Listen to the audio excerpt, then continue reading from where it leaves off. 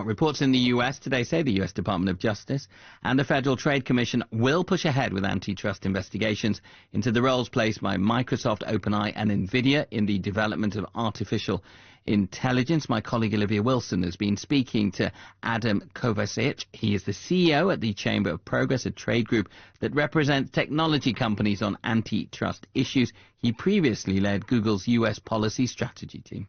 Well, officially it means that there will be antitrust investigations, but I think unofficially it means that there are very likely to be antitrust lawsuits by the government. And I say that because when the DOJ and the FTC divided up responsibility for investigating the big tech companies, they filed lawsuits against all of them. And I think that's understandable. Once they had gone to the trouble of fighting for turf, they couldn't not bring a lawsuit. That would have kind of looked weak. And so I think the odds are that we'll see antitrust lawsuits as early as a year from now.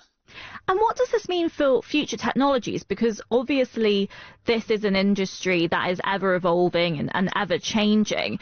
Is this kind of paving the way for how we're going to address these kinds of issues in the future? And could that change the way new companies develop? Well, I hope this is not an approach used for the future because it's not a very principled approach. You know, the traditional principled approach would be for antitrust enforcers to keep an eye on particular industries and act if they see issues in those industries. But this is really an approach of starting with the target, starting with the company and saying, yeah, we would like to bring some kind of lawsuit against an Nvidia or an OpenAI, and let's go figure out what kind of lawsuit we should bring. And that's not a very principled way to approach antitrust enforcement.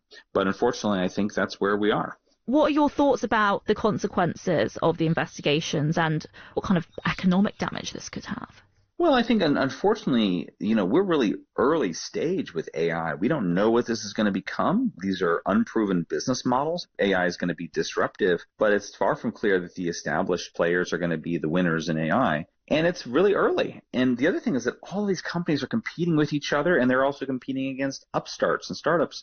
And it frankly seems too early to say that the AI space is being monopolized by anyone. And so I think the fact that there are so many companies being looked at is sort of undermines this idea that there might be a monopoly. If you're talking about multiple monopolies, there probably aren't monopolies to begin with. This is not a principled approach so much as it is a target-based approach where they start with the company and then figure out what kind of lawsuit they want to bring. And this is the approach that the FTC and DOJ have been applying to big tech for the last 5 years. And it hasn't really resulted in any wins at all. It's actually resulted in several court losses.